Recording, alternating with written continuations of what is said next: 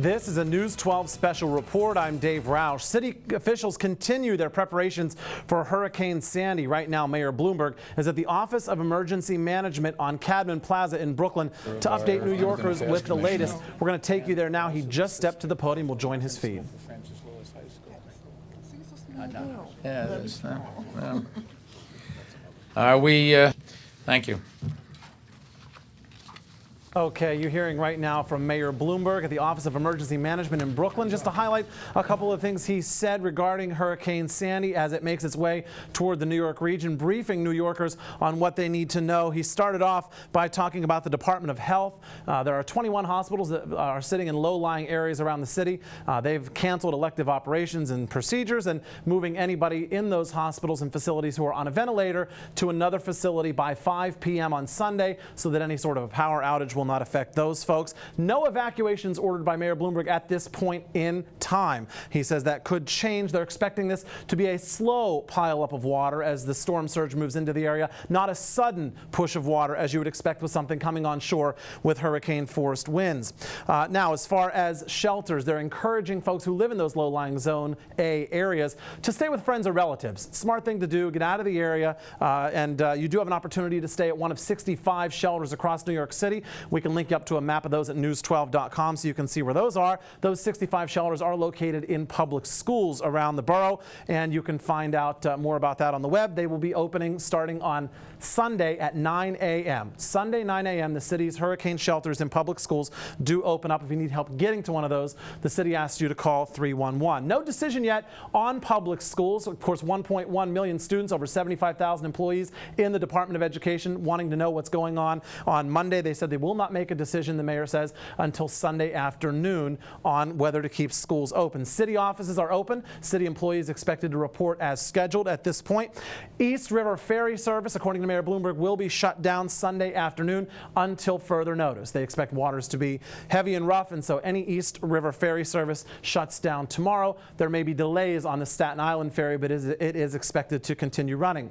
Mayor Bloomberg went on to say that the FDNY and NYPD are beefing up coverage around the city to handle any types of emergencies. Sanitation, if your trash is picked up on Monday, that will continue as well.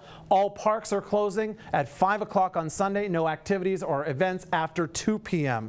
Finally, no transit shut down yet. If that does happen, it will begin 7 o'clock Sunday night and will be completely shut down by 3 a.m. on Monday. The mayor urges you to use 911 only. If it's an emergency. For other information, call 311. And of course, you can tune in to News 12 Traffic and Weather or hit our website, news12.com, for all the latest updates.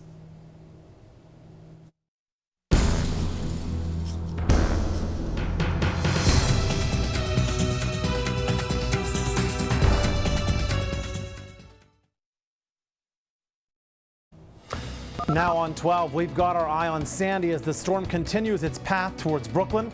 From people getting their homes ready to possible MTA suspensions, we've got everything that you need to know. Plus, Brooklynites, especially those in low-lying areas, are stocking up for the storm. Find out what they are buying to get ready. Your news starts now.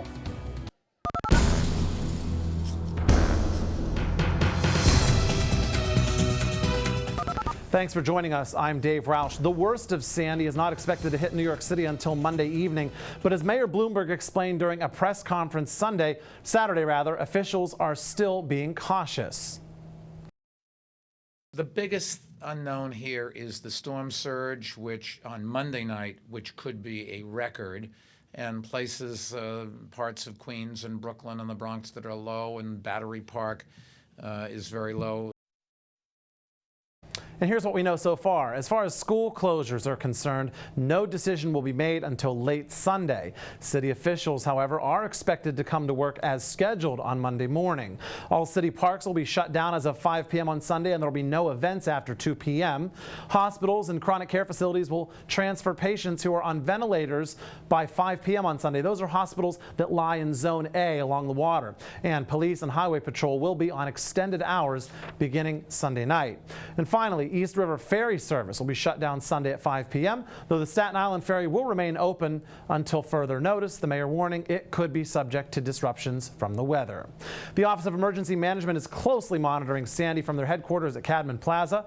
If there are any mandatory evacuations, it would most likely start in the Zone A or low-lying neighborhoods. In Brooklyn, we're talking about Coney Island, Red Hook, the Brooklyn Navy Yard, and some parts of Greenpoint. And again, there are no mandatory evacuations yet. MTA Chairman Joseph Loda said Saturday that crews are preparing for the storm, but no changes will be made to subway or bus service just yet. Crews are installing plywood covers to subway ventilation grates on parts of Union and Marcy Avenues to help try and stem flooding. Lotus says the MTA has a contingency plan that would call for reduced bus and subway service as early as 7 o'clock Sunday night. In that event, the system would be completely shut down by 3 a.m. on Monday morning. So there will be inconsistent service after 7 o'clock. So I really encourage all New Yorkers to really try to be home or try to be where you need to be by 7 o'clock, because there's no guarantee of service after that. It'll be inconsistent while we're putting all of our assets under control. And a potential shutdown would also include Metro North and Long Island Railroad trains. Time now for a check of your weather as we continue to track Sandy's march up the East Coast. A man is dead after a double shooting in Park Slope, a chaotic scene in what is typically a quiet neighborhood. Police tell us 2 men were shot in front of 326 Butler Street just after 7 o'clock Saturday morning. Officials found a 43-year-old man dead with a gunshot wound to his head. They also found another victim, a 33-year-old man shot to the torso. He is expected to survive.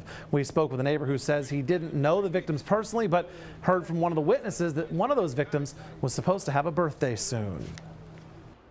Guy described it as pretty gruesome, a lot of blood. I heard that they just pulled the body away.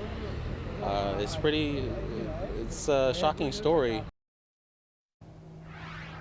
And in Flatbush, a family woke up Saturday morning to the sound of gunshots. One of those bullets flying just steps away from a baby inside. The Andrews family tells us around 5 a.m.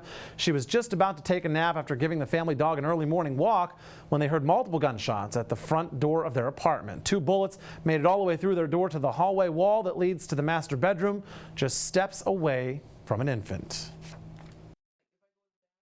You're not safe anywhere. It's disturbing. And it's scary. That's very shocking because it could have been one of us. You see it in the news and you hear it and it's next door, but like, this is my home. Cops say they have no suspects in either of these cases, but if you know anything that could help the investigation, please call Crime Stoppers. The number is 1-800-577-TIPS. Well, friends, family, and fellow officers came together to remember the life of an officer who was shot to death Tuesday during a traffic stop on the Nassau-Queens border. More than 10,000 police officers from 100 different departments came to honor and remember 29-year-old Arthur Lopez from Nassau County. He was gunned down in Belrose Terrace along with a Brooklyn father after stopping a car near the Cross Island Parkway. Lopez, who leaves behind his parents and his sister, was young, handsome, and energetic with a reputation for being a go-to kind of guy, a guy who loved his job and excelled at it. In our police world, these are our heroes. Every day they leave the garage for duty on the streets, they do heroic things. Your son was one of those special officers. The alleged shooter, Daryl Fuller, is charged with 2 counts of first-degree murder. If he's convicted, he could spend the rest of his life in prison.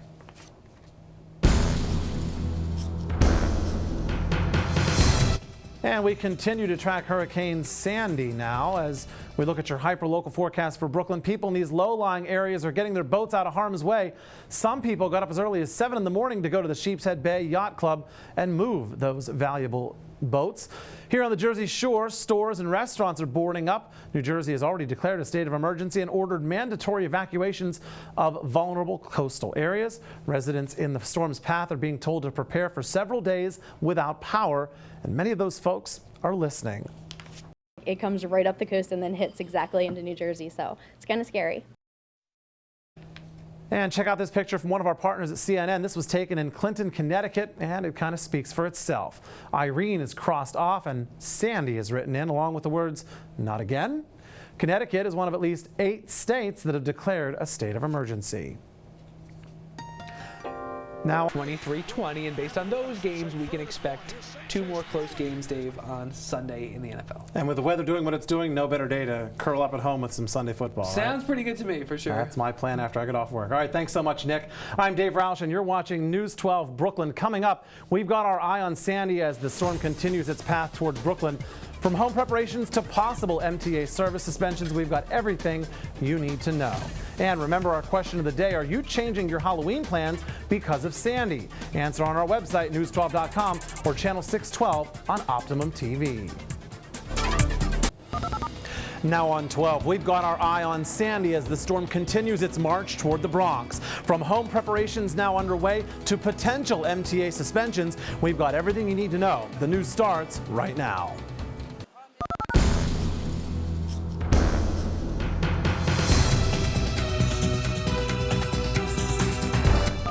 Thanks for joining us. I'm Dave Roush. Well, it started as a hurricane, then Sandy was downgraded to a tropical storm, and now it's been upgraded again. The storm strengthened this morning as it wound its way up the coast. And while the worst of it is still at least a day away, people across the Northeast are preparing for Sandy's arrival. This is what's happening today inside the Office of Emergency Management's Situation Room down in Brooklyn. OEM workers are putting in overtime this weekend, trying to figure out exactly where the storm is heading and how to best prepare the city. Meanwhile, Bronxites are taking their own steps to brace themselves. And with more on that, here's our Amanda Placencia.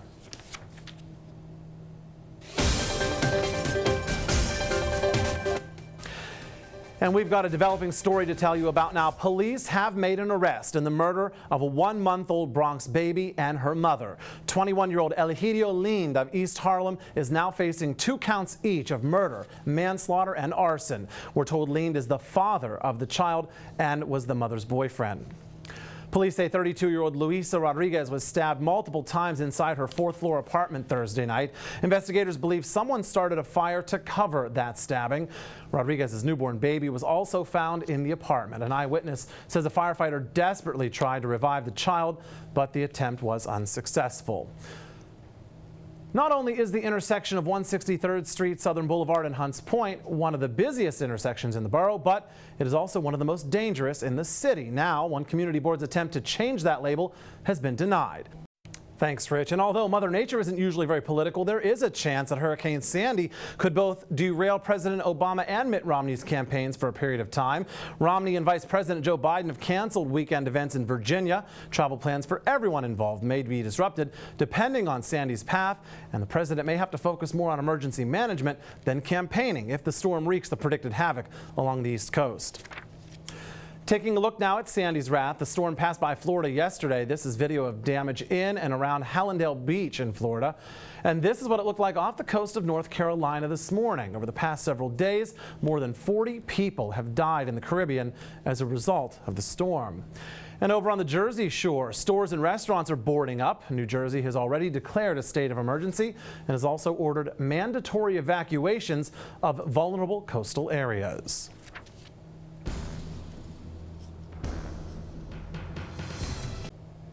And Nick Medanis is in now with a check of sports. I know my guys at Truman lost to Kennedy this weekend. You got some highlights from around the borough, They right? did, but they are having a good season. You should know we also have another All-Bronx affair here as we start the MSG Varsity Report, Dave. The Cup Division